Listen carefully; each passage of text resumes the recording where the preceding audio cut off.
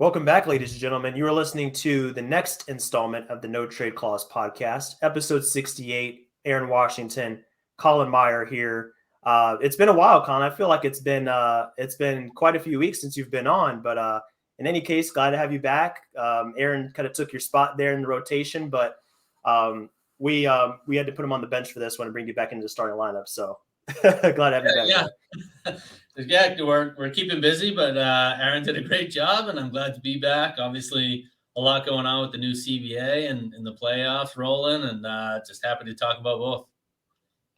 Yeah, we're in a great time, and I feel privileged to be in this time in the NBA because, like you said, we're dealing with two huge stories right now. The playoffs are in full swing, and at the same time, this new 7-year CBA agreement was just ratified. So both sides agreed. And we were fortunate enough to get a memo that was sent out to both parties as far as a full list of all the changes that will take place in the CBA. Obviously, we don't have time in this podcast to go over every single one because if you count it up, it's like 50 changes or something. It's like insane. It's a lot more than that. It's like I think it's without the CBA, it's 96 pages alone, just the deal memo. Yeah. So so that was a memo, and that's the trimmed down version, and it's still like just dozens of bullet points. So it's just it's insane how much detail there is to it.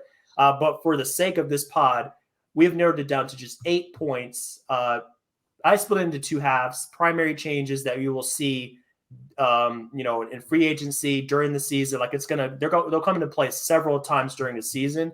And then there are other changes that are a little bit smaller in nature, but still very impactful when it comes to how the league is going to operate on a day-to-day basis. So what we can do here to jump into this pod here, Colin, is go through some of the primary changes they're huge changes that will impact teams on some level, regardless of whether they're under the cap, over the cap, in the tax. Everybody's going to have some kind of – they're going to be affected in some way by these changes. So first of all, and this is one that we talked a little bit about, I think it was a few podcasts ago. This is the taxpayer mid-level exception that has been decreased in size. So we're going to start here. Previously, it was going to be somewhere in the neighborhood of 6.4 million. I think that's the total that was used previously last season or this season. So teams that are over the tax apron. So the tax apron is about 6 million over the luxury tax line. If you go over that apron amount, and I'm sure you're going to touch on some other impacts of going over the apron here in a minute, but losing 1.4 million off of that taxpayer mid-level exception is definitely a hit.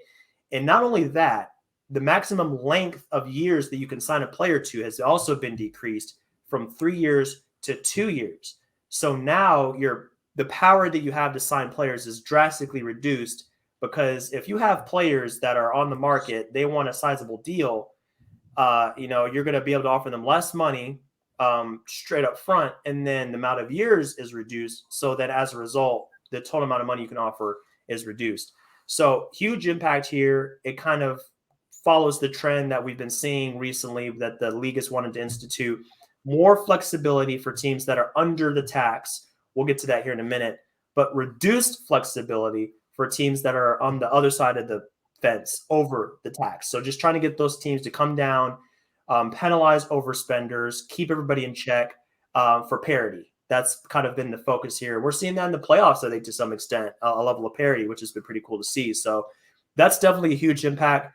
Colin, what other impacts, what other losses can teams expect to see here if they go over that tax apron, other than just losing a good amount of that taxpayer mid-level exception?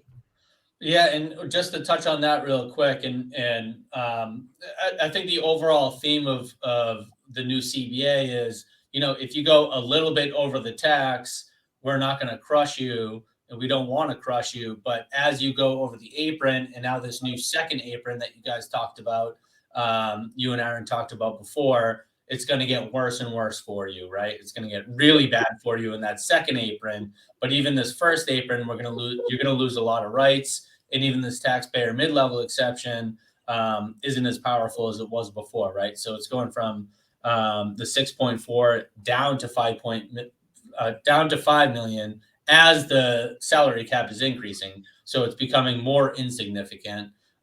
It will increase as the salary cap increases, but again, it's that percentage of the salary cap. It seems more insignificant. The other thing too to think about here is bird rights. So when you're lowering the max years to 2 years, the only thing that you can do is you have early bird rights to that player rather than full bird rights. So in that situation, what would happen is if you had that player for if it was a free agent, you had that player for 3 years, and that when previously you'd be able to sign him for 3 years.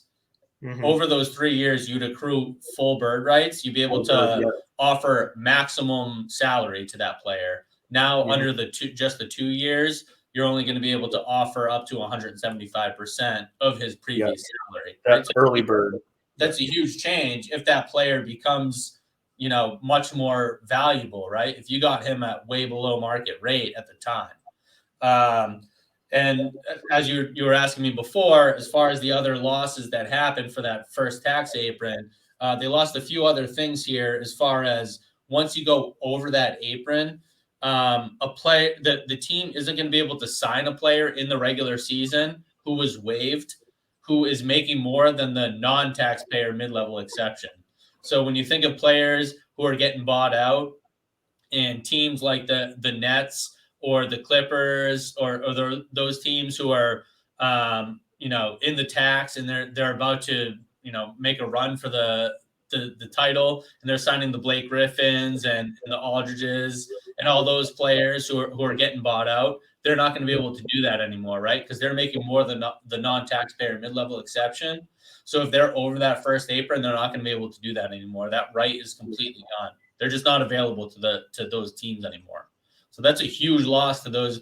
And then what would happen before is they just sign them to the veteran minimum. Those players want to get a ring. They're going to jump on the best team that they can jump on, right? That's just not going to happen anymore if they're in that first apron or second apron.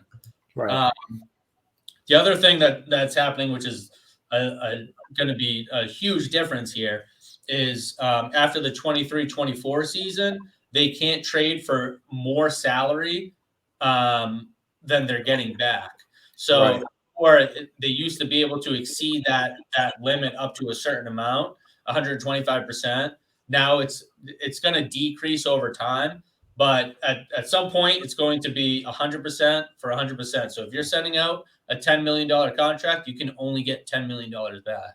So you can't keep increasing salary slots over and over and over again, and then signing those players over and over again.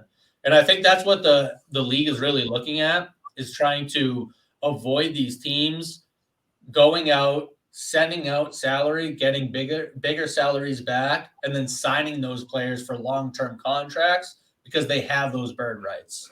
And that kind of, I think, what they're trying to avoid here. And then finally, the last thing with that first apron is that the traded player exceptions that everyone talks about, right? Every year around the trade deadline, everyone's looking at their teams and they're asking what their traded player exceptions are, right? What can we trade for? What do we have? We're over the cap. The Celtics are over the cap. Heat's over the cap. What can we use to trade? So they have the traded player exceptions. Those are going to start getting restricted in time as far as when they're able to use those in the future. Those are all great points. I mean, you can definitely see like where the league is going with this. Like, and I think it's going to be over time. Like you said, it's over time. So it's not like, oh, as soon as we hit July 1st, everything is in effect all at once. That's just a shock to the system. And teams need time to kind of adjust their game plan for this, adjust to these new rules. Otherwise, it just seems like everybody would kind of be caught, in a position to where they don't want to be, where it's like, oh, we're already over the second tax apron, we're already over the apron. And, I think people would panic a little bit. So I think it's smart that kind of like the cap, how it's going up incrementally, it's not going to see a huge spike. The same thing by extension is going to apply to these changes here with the tax and everything else. It's like in phases over time. So it's like teams have time to kind of adjust for this. And if they want to make changes to their roster, decrease the amount of money on their books or things like that, they're not hit so hard. So I think that's a really smart move on the league's part. Yeah. And a lot of, some things will be taking place as early as July 1st, the next salary cap year that's coming up. And then things will be getting phased in for the 24-25 season. And then the 25-26 season is when, especially as far as the tax implications and things like that are really going to start kicking in. So we don't have all the information as far as that too. And that's what we probably should have said from the beginning, right? This is all the deal memo that came out. So we don't have the actual change in the language. We don't have the actual language of the CBA yet. This is just, the deal points that were agreed to. So we don't know how it's going to affect the entire CBA as a whole. This is just how we know the deal points that were agreed to between the league and the Players Association. Yeah, that's a good point. I'm glad you mentioned that. So this is going to be kind of like a ongoing topic. Things are going to slowly start to change over time. I'm sure we'll come back to these things. If we see a certain situation, let's say this summer or next summer, that's a direct result of this, we can come back to it and cover it and, get into some more detail. But for now, this is something that you touched on a little bit earlier, and it relates to the, teams that are a little bit over the tax, but not overly, way over the tax, like 10, 15, 20 million over. So what the league did, and I think we talked a little bit about this also in a previous podcast, but starting in 25-26. So this is one of those changes that's going to be phased in the next 2 or 3 years. It's going to take some time. But the tax rates through the first two brackets, so those first brackets right above the luxury tax line, are going to drop by more than 30%. That's huge. So before, that first bracket was $1.50 for every dollar you spend over the tax. That's down to $1. Mm-hmm. The second bracket used to be $1.75 for every dollar you spend over the tax. That's been reduced to $1.25. So much less punitive penalties on teams that just dip a little bit into the tax. I think the Miami Heat are a great example of how this affected teams before this rule change came in, because you would see teams start to kind of come up to that tax real slowly, like right near the tax. They freak out. Okay, we can't go into the tax even by $1. We have to avoid it altogether. So it's like we got to trade out salary, reduce our cap hits, cut players, things like that. And I think the Heat finished the season like a little over $1 million under the tax, just barely. So now teams are going to be a little more comfortable to maybe go 100 over, 100,000 over, 500,000 over, $1 million, something like that. So it's like, okay, you're penalized, but the effects of that are much less significant. So if you still do want to spend some money to get a player or two to put you in the conversation to be a championship contender, but not so punitive that you have to make extreme changes that honestly could affect some teams more than others. We know some owners will spend to the moon. Steve Ballmer, doesn't matter. This stuff doesn't matter to him. Other owners, maybe like an owner down there in Houston, for instance, or Phoenix in years past, much less enthusiastic about paying the tax. So I think this helps them in a big way going forward. So this is something I definitely wanted to touch on because, just a few dollars over would really hurt teams, but now it seems like it won't hurt so bad. So that's definitely nice. There's going to be one key point that is going to be interesting here. So what is going to be interesting is what it's not going to do is it'll let these teams not hesitate to go close to the next band before the tax increase goes up, right? But if they're still close to getting to the tax, they're probably still going to try to go underneath the tax because the big difference is still that they're not going to get distributed revenue if they go over the tax. Mm-hmm. So even though they're only going to get dollar for dollar tax, the difference is they won't get a share in the revenue from the tax-paying teams if they become a tax-paying team, mm-hmm. right? So if they still go over, and I think that was kind of one of the issues that they were talking about was if you go barely over, can you still get distributed from the other big tax-paying teams? And obviously that didn't happen, right? So, the second you go over, you become you go over and you're paying into the tax, you don't get a share of the revenue from all the other teams that are paying, right? Yeah, that's huge. All of a sudden you go from paying a tax to receiving money. So, mm-hmm. so jumping over that, you still might want to stay under. The big difference is going to be when you're about to make that move into title contender, making a push, and you're going to push up against the next tax bracket, right? And now it's not going to crush you to do that because you're not going to spend tens of millions of dollars to do so. For sure. Yeah. Yeah, definitely some key changes there. So I think some teams, they're going to want to stay under. They're still going to want to stay under. I think it just depends on where they are in their development cycle. Yeah. If a team is, let's say they're a lower playoff seed, they're probably going to want to skirt under the tax regardless. But if you're a team like, let's say it's Cleveland next year and they're ready to take that next step, or some other team that's they're in the race to be a very competitive team in the playoffs, okay, maybe it's worth it to go a little bit farther. But like you said, you don't want to go into another tax bracket. So, the penalties are a little bit less, I guess, just heavy on those teams that want to compete. So, definitely a key change on that part. I think that's, again, the overall theme of the CBA. What they're trying to get at, and they keep trying to work at, is we want teams to spend enough money up to the cap and maybe over it a little bit and not to get crushed. But we also don't want everyone, the other teams, the Warriors and the Clippers, to spend way over the cap and not get punished too much. So I think they're just trying to bring it down towards the middle a little bit, right? Exactly. Yeah. So we've covered those teams that are at the very upper limits. So you're talking about the Warriors, you're talking about the Clippers, teams like the Heat that are right around that tax point. But there are teams that are going to be below the apron, below the tax. Those teams are going to be even more benefited from this. So if you have a team that's under the tax, under the apron, they're given another benefit. So now if you're at that taxpayer mid-level area, and we already talked about that being increased from, I think it was 10 million to 12 million. But on top of that, you can use that exception in a trade.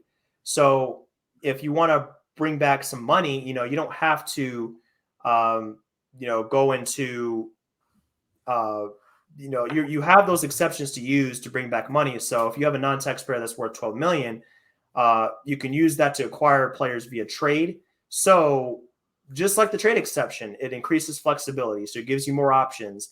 That's what the league has been trying to do this entire time. Those teams that are not heavy spenders, hey, here's another asset for you. Here's another tool they can use to improve your team.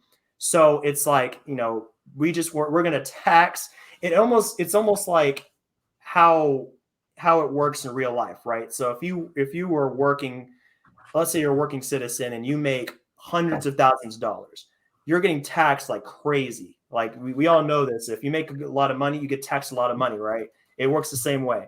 If you make less money, okay, we won't tax you as badly. There's actually more benefits. So maybe you're eligible for some kind of exception or, benefit or something like that. I think it works the same way in the NBA as it does in real life sometimes, or, in the working world for us normal citizens. I say real life like NBA is a dream or something. It's not real life, but you know what I mean?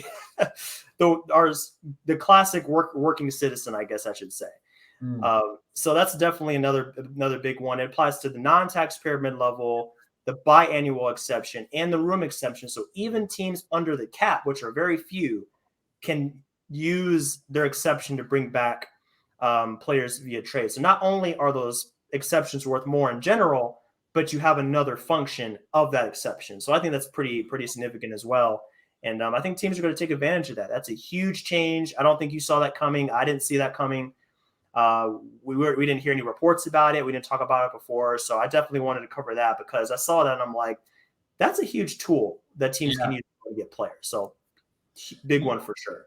Yeah. And just to circle back, just so, people understand just a little bit more in general, when you're over the cap, if you're under the salary cap, you can make trades willingly. It doesn't matter. Once you're over the cap, it depends where you're at, but for the most part, you have to match salary in some way, shape, or form to some extent, some formula.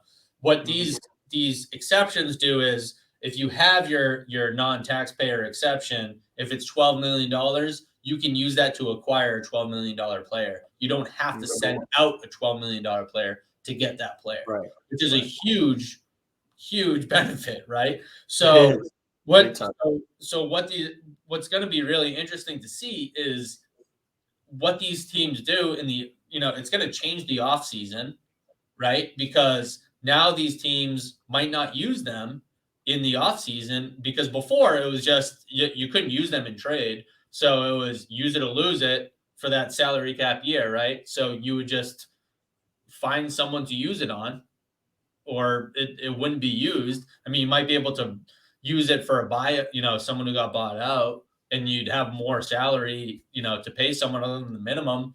But now you have it for a trade towards the trade deadline, right? The other thing that's going to be interesting is to see how the proration works, because right now how it works is these exceptions, they start prorating. It's the full exception, so it's the $12 million all the way up until January 10th, and then it starts losing value after January 10th. Well, the trade deadline isn't until February. Yep. Right. So if that proration still applies, we might see trades a lot earlier now. Yeah, that's true. Because if you're holding your full trade exception, that non-taxpayer trade exception, you're not going to want to lose that value. You're going to want to make that trade before January 10th. So we may start seeing a lot of trades around January 9th, right? The same thing as far as cut down day.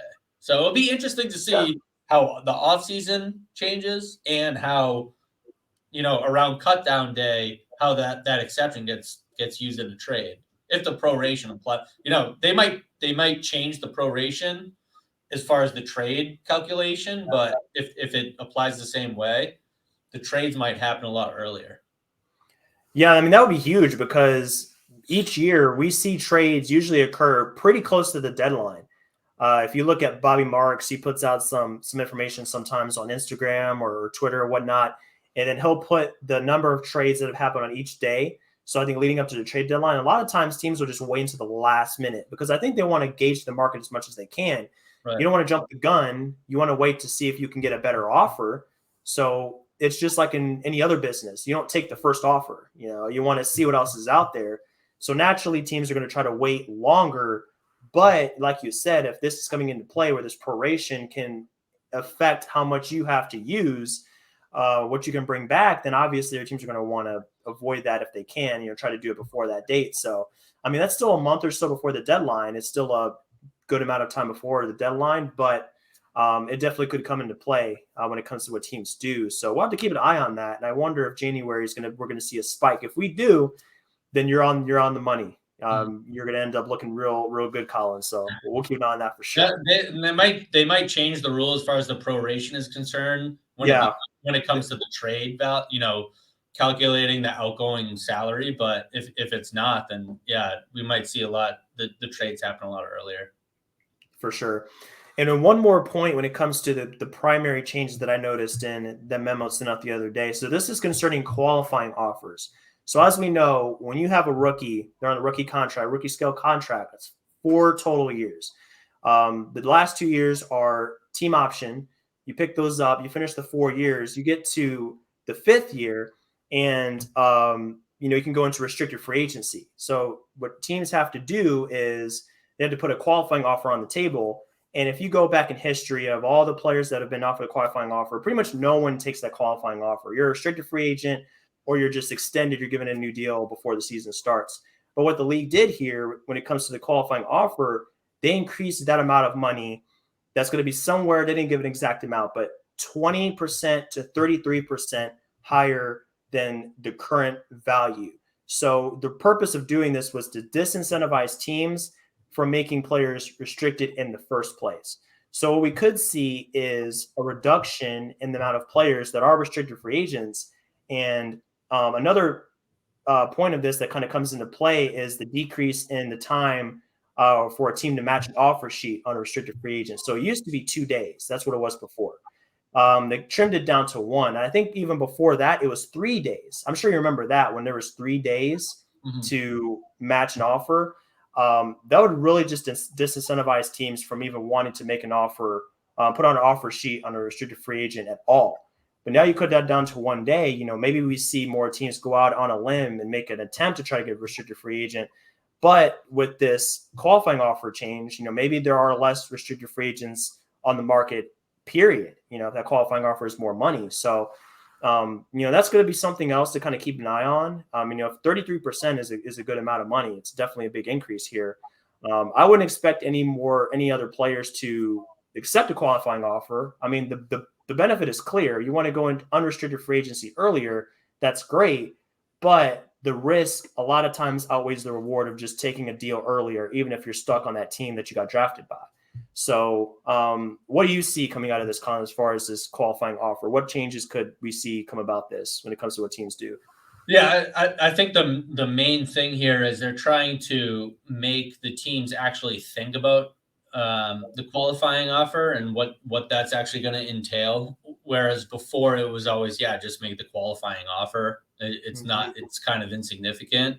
Where now, you know, the deadline to make the qualifying offer is June 30th, and then the deadline to withdraw it is July 13th. Right. So your money is going to be tied up in that qualifying offer. So if it's significant money and you're leaving it out there in free agency,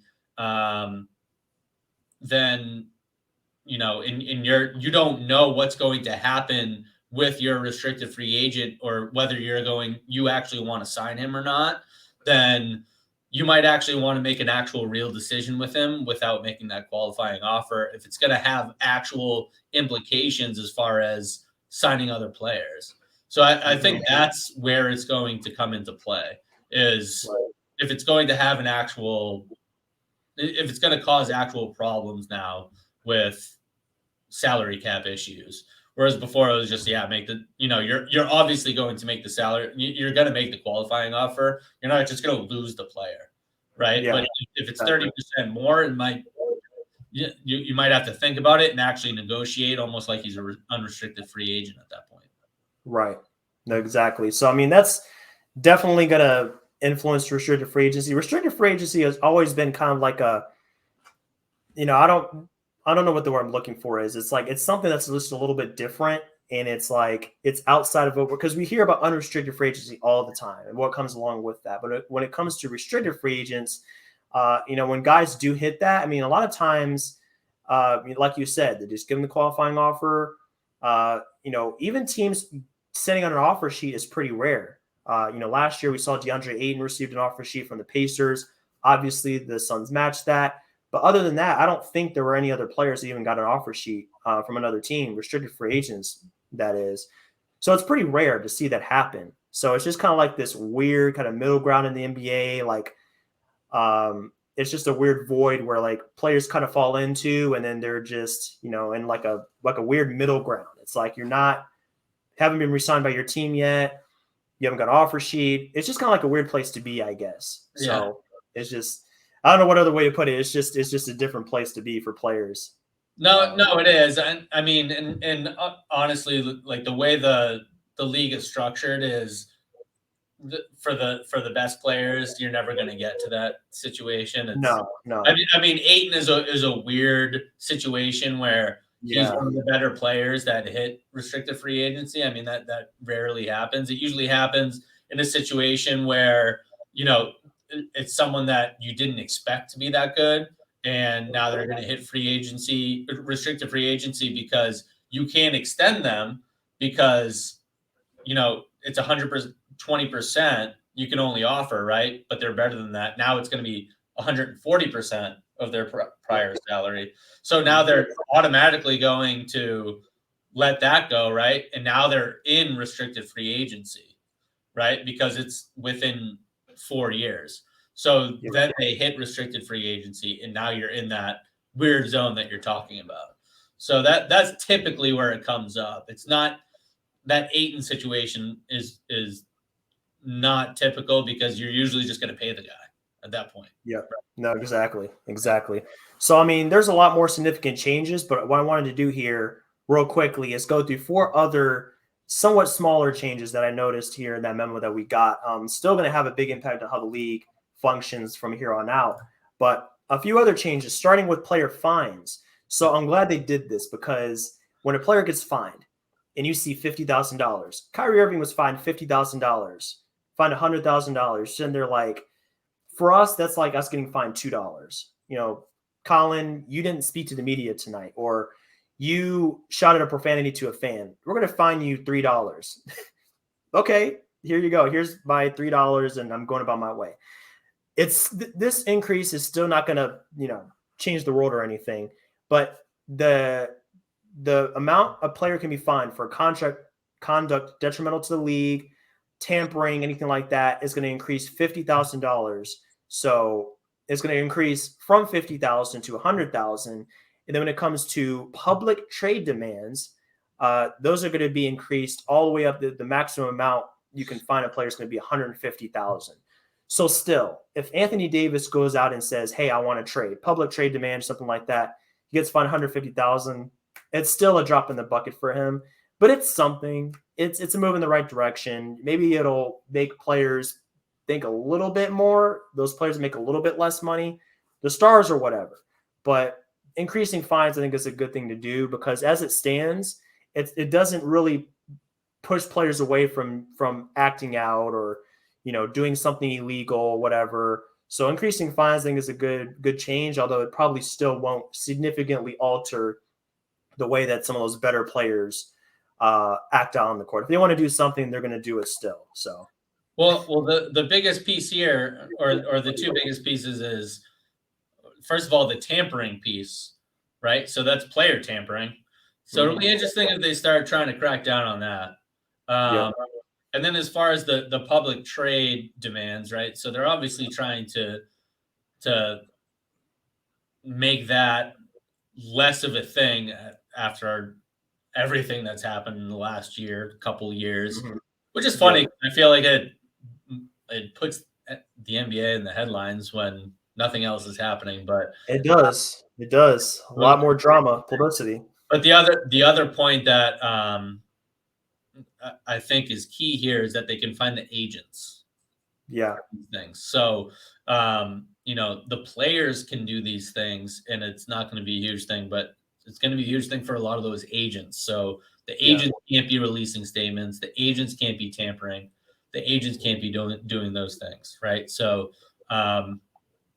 it'll be really interesting to see, throughout the next couple of years, how hard they push on these things, like we talked about before, as far as the tampering between the teams. And they say that they're going to really press down on these teams, and then it keeps being the same punishment over and over again. They don't care. We'll see. It might be just window dressing, but who knows? It's a start. Yeah. It's a start. I like that. Speaking of agents, agents are also now going to be permitted to attend the combine. So I guess I just assumed that they were in attendance already when it comes to the draft combine. Did you think the same way? I just assumed. Once I read that rule, I'm like, how are they not allowed to go? Right. I was just confused, but I guess they weren't allowed to be there until now. Yeah. So that's interesting. But players entering the draft, so going back to their players, will be required to attend the draft combine. So no more, I'm opting out. I'm just going to disappear. And then also undergo a medical evaluation to be shared with teams, and participate in other activities. So now I guess the league wants everybody, I think they want more transparency. So less of this undercover, don't show up to the combine, kind of funny business. You see the stuff at every level of basketball. Don't go to evaluations. Don't go to the draft combine. I mean, I work in Parks and Rec. We even saw it in Parks and Rec. We took measures to kind of combat that, where coaches would tell a player not to show up, hey, don't show up, because they know how good the player is. Other people might not, so they want to use that to their advantage. Don't show up and show everybody how good you are. Just lay low and, I'll take you in the draft or whatever. So I think the league is trying to combat that, the funny business, the undercover, the backdoor stuff, full transparency when it comes to medical evaluations. So all teams know up front if there's any conditions they should be aware of before the draft. any red flags and things like that. So I do like that move from the league, just trying to increase the amount of information that is given about these players. Because, I mean, this is a big investment for these teams. And it's only right that teams have the full amount of information that they're looking for before they go in and draft these guys, especially with the age they are. Yeah. Again, coming through AAU and the wear and tear on their bodies, this is huge. So I do like where the league is going with this. And I think several people around the league will appreciate a change like this, just eliminating that kind of funny business and undercover stuff that was going on before. Right. Only releasing the medicals to the teams that you want to go to, essentially, is what it would be.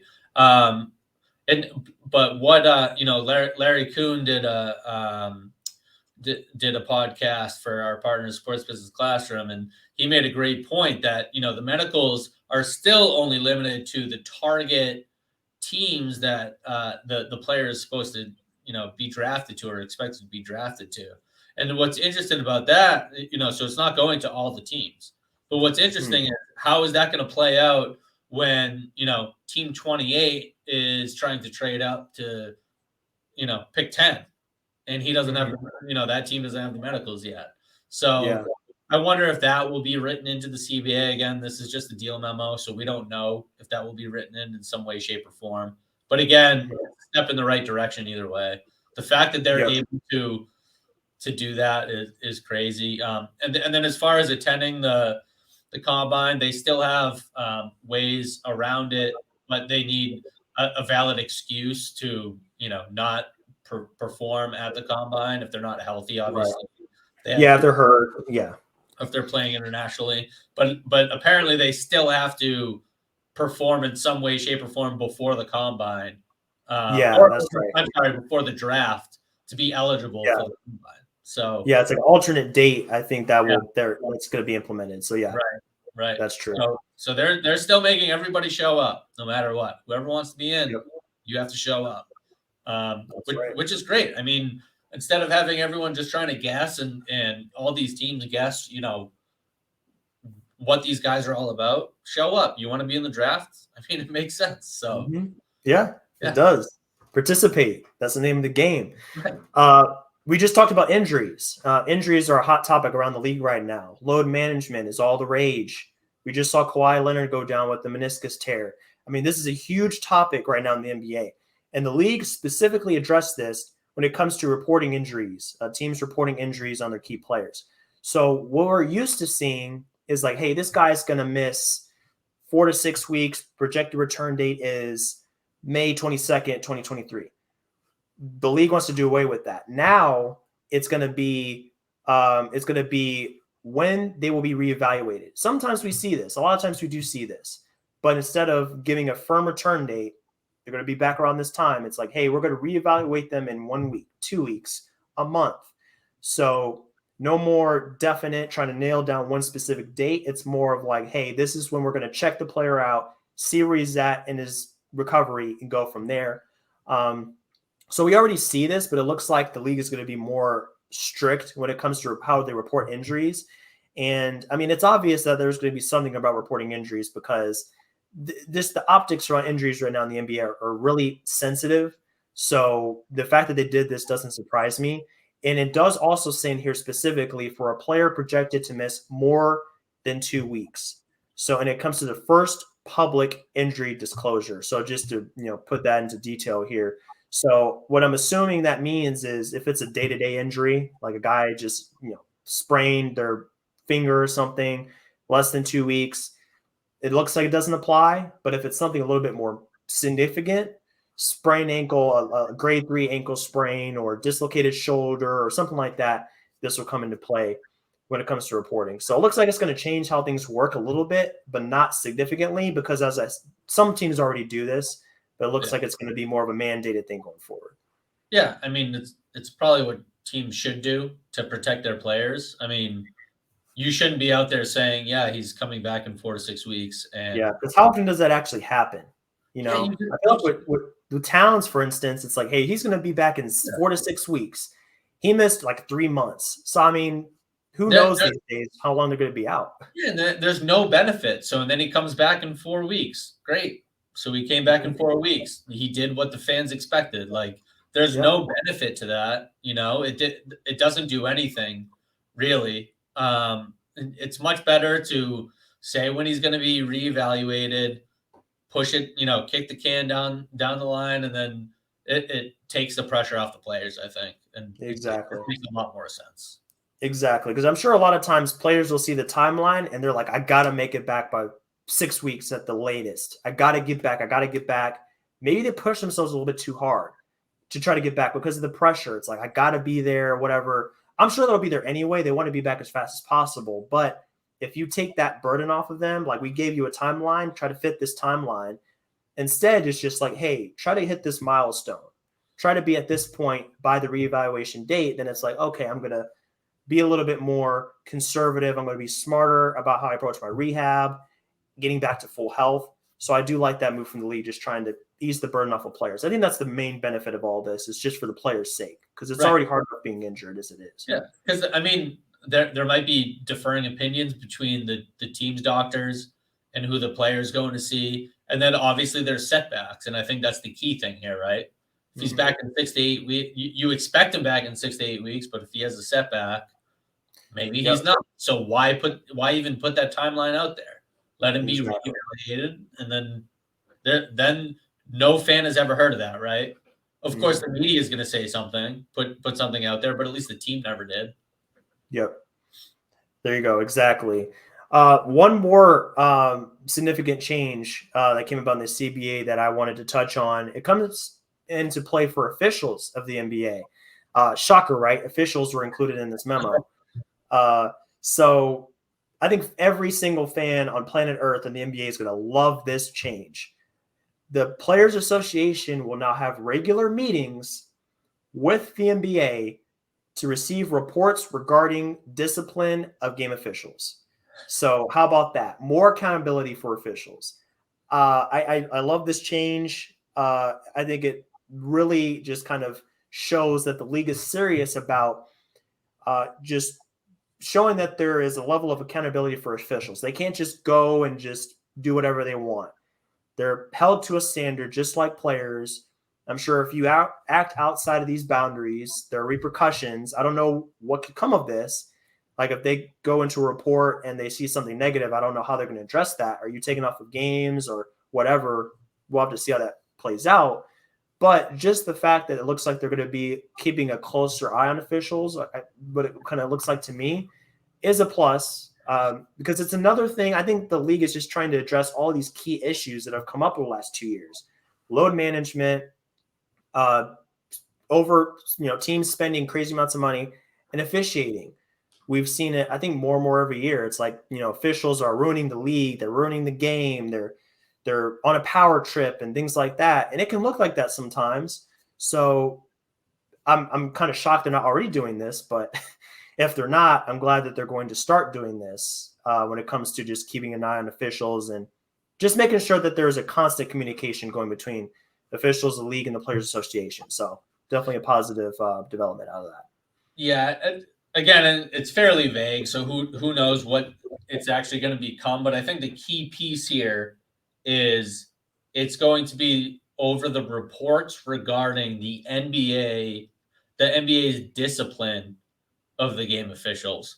So what I'm guessing is what would happen is, things would happen with the officials, they perform poorly, whatever, and then the league would discipline them and just tell the Players Association, yes, they've been disciplined, and nothing would be said over, well, what happened with the discipline, why, what was the report, how did that all shake out?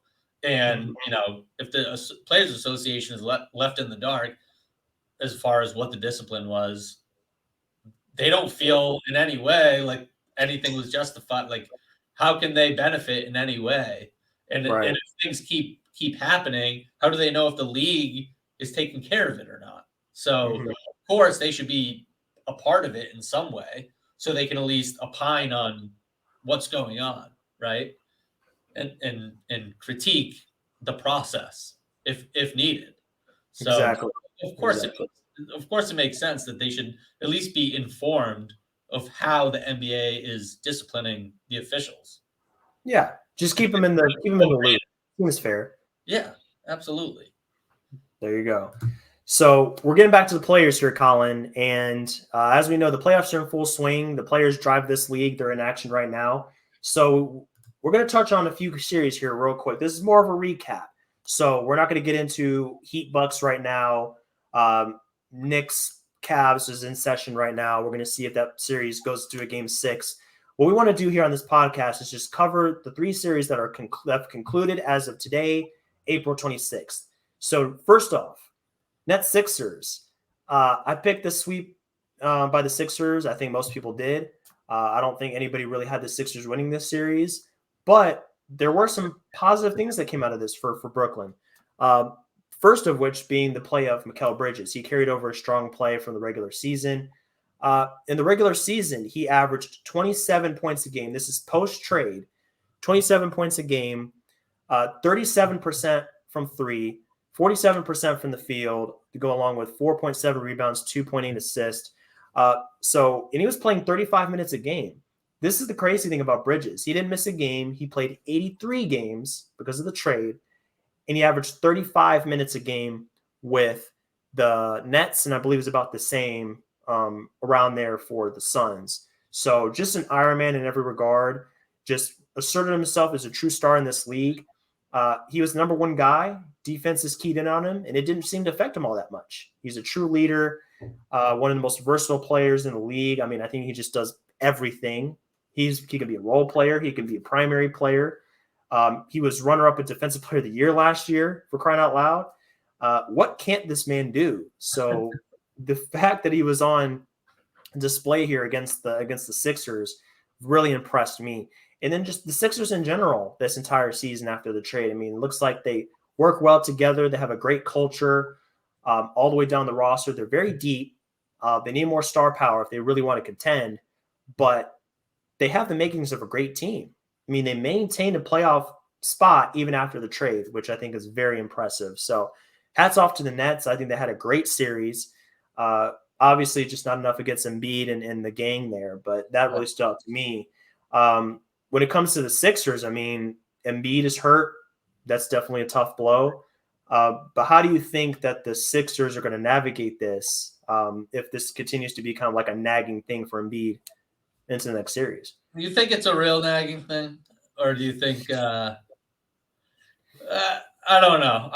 I mean, like, so now the Celtics, ended up blowing it against the Hawks, right? So they're going again. So at first it was going to be scheduled for Saturday, Right.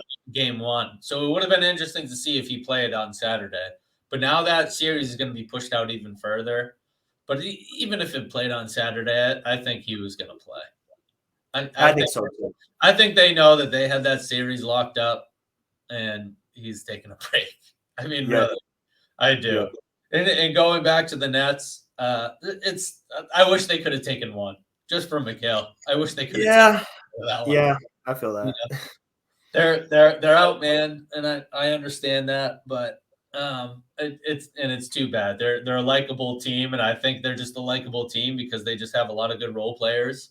They don't have any, Mikal's the one guy. They don't have any other elite talent.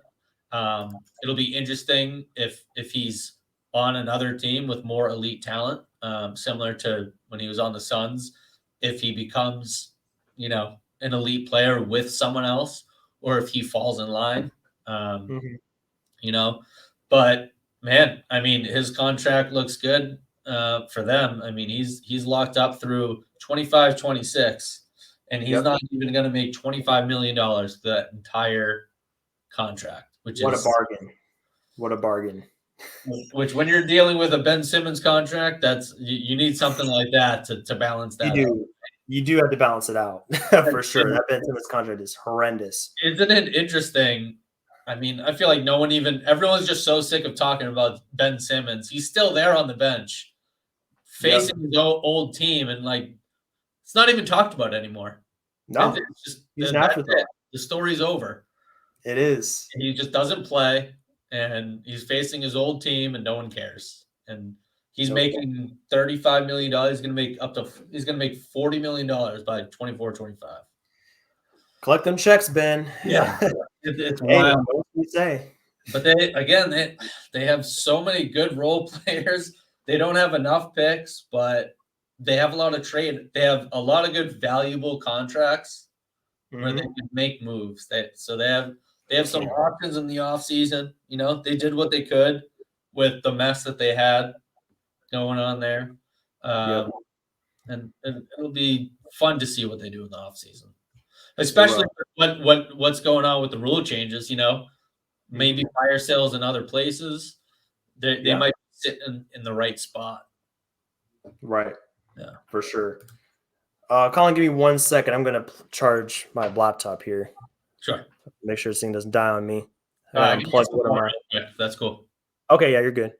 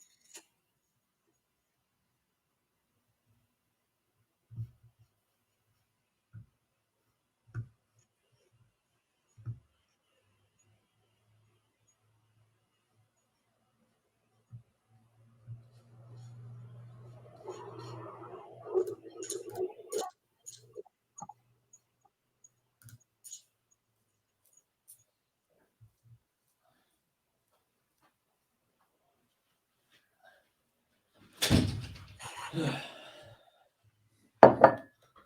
right. I have like the stuffiest nose. It gives me the driest mouth. Oh yeah, I know what you mean. I've been there, man. That's rough. All right, cool. I think we're at Wolves Nuggets, so we can just pick up there. Cool. All right. All right, Colin. Next series that just wrapped up last night. I'm glad that the Timberwolves were able to grab a game. It was a pretty fun series for the most part. Timberwolves Nuggets went as expected, but the big story in this series was Ant-Man's emergence. We've seen him just take a step every single season. The season overall for the Timberwolves has been it's been a lot of turmoil. It's been a lot of drama.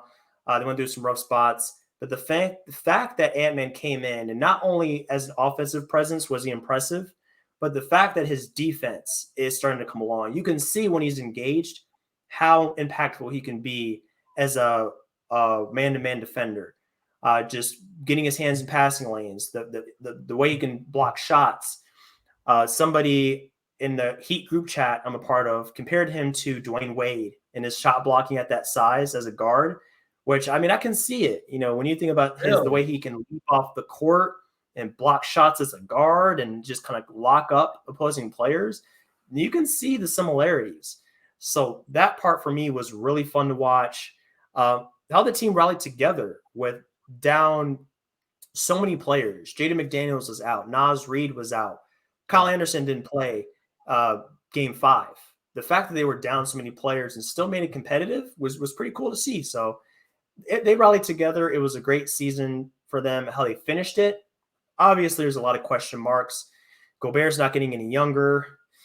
He's owed $41 million next year, and the whole bit is going to be interesting to watch. But now all eyes are on the Nuggets. So I mean, Timberwolves are going home.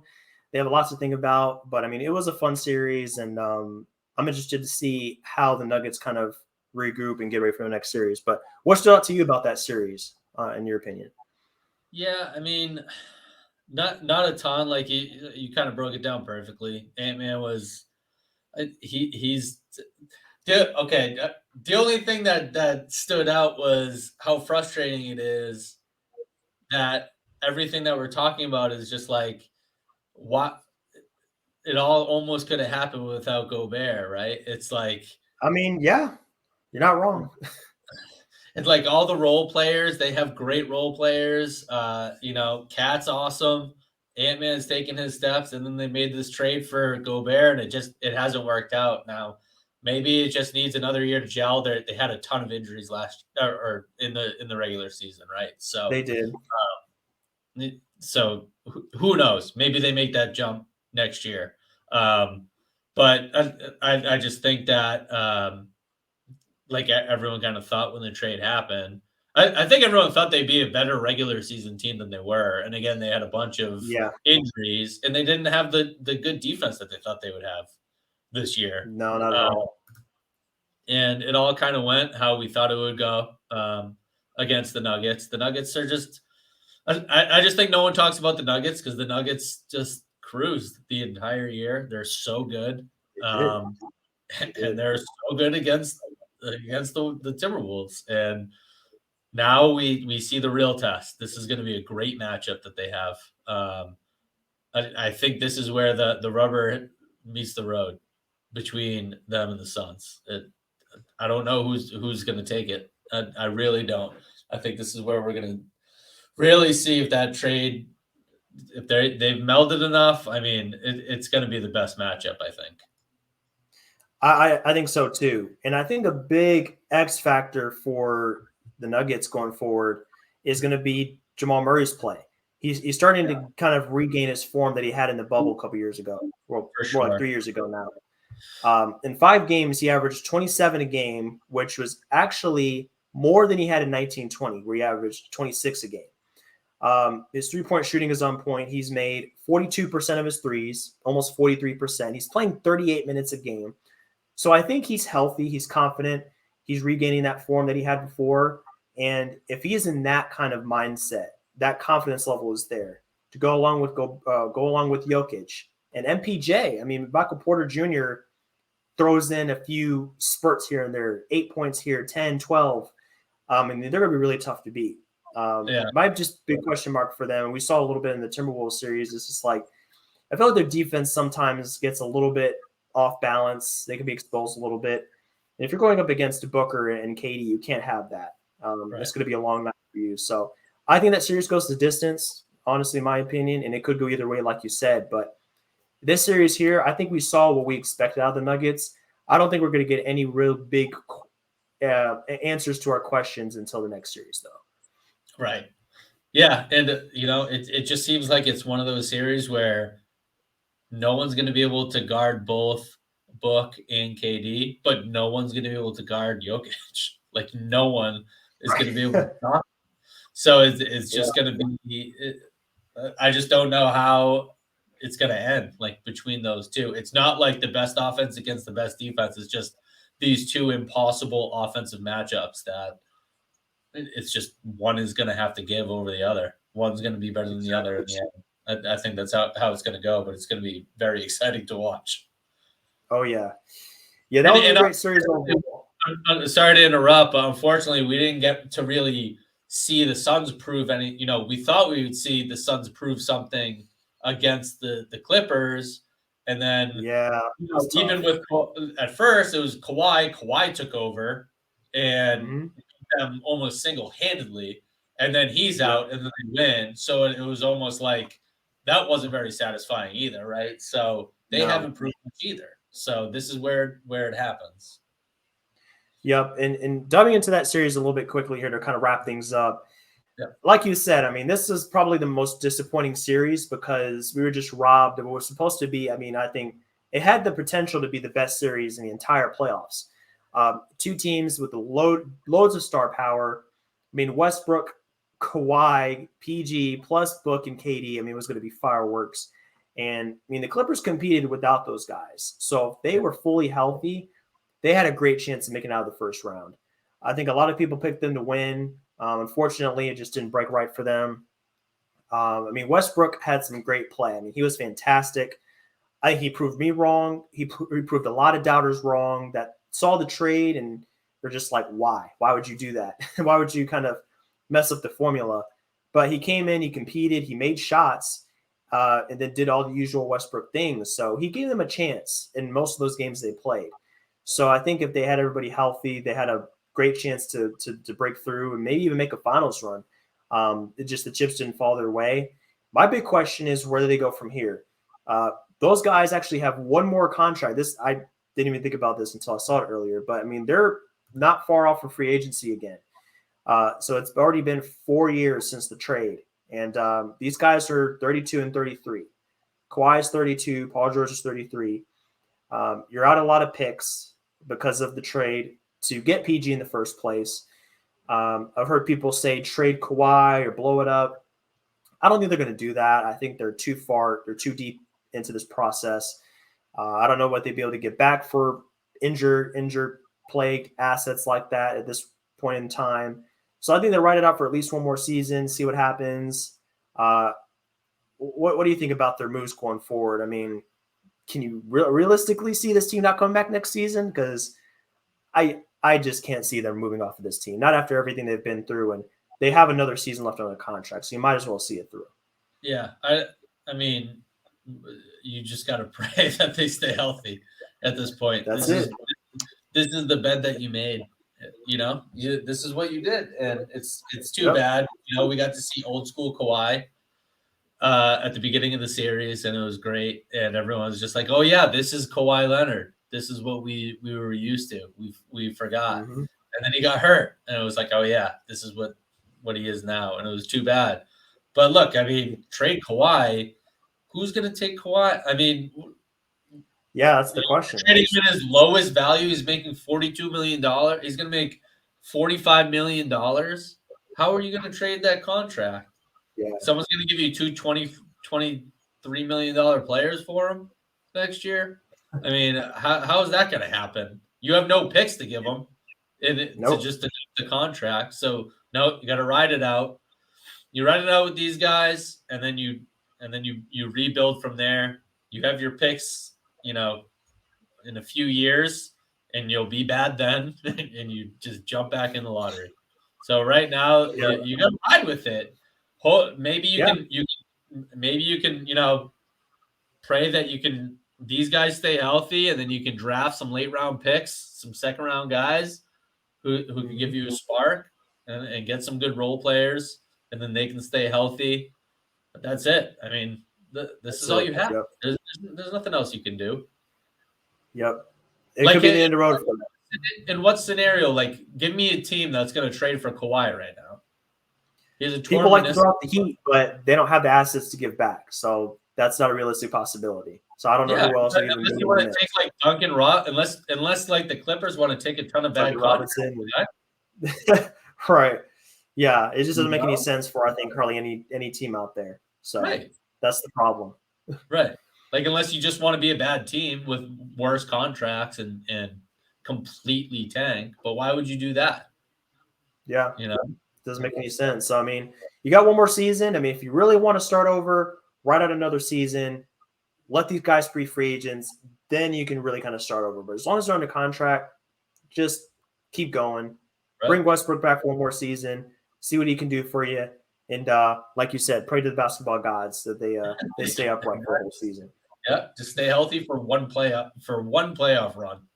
One playoff run. Just give us somewhere between 8 or 10 and 16 games, something like that. If you can do that for us, don't need more than that. They got to win 16 games, so they need like 25 games. Yeah, true. Yeah, I'm bad at math, but that's what they're looking for, man. But yeah, that's about all we have for this one. Obviously, some other series are in action. We're about to check out Heat Bucks tonight, Warriors Kings. So we'll report back once those series are over and give a little bit of a recap of how those went down.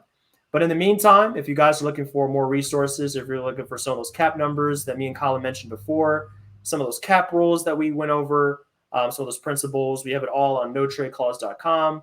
That is our main site for podcast and draft capital and pretty much anything else you would need from a CBA/front office perspective. So be sure to check out our website if you're looking for more of those resources. But Colin, great time. Glad to have you back on the pod. I'm sure we'll be back real soon with more content. In the meantime, I hope you enjoy these playoffs, man. I mean, it's just going to get more exciting from here. You too. Good luck to your Heat. Appreciate it, man. Appreciate it. I didn't think we'd be here, so we're just playing with house money at this point. Absolutely. Have a good one. Yeah. Well, we'll see you guys on the next podcast. Until then, have fun. Enjoy these playoff games, and we'll catch you soon. Peace out.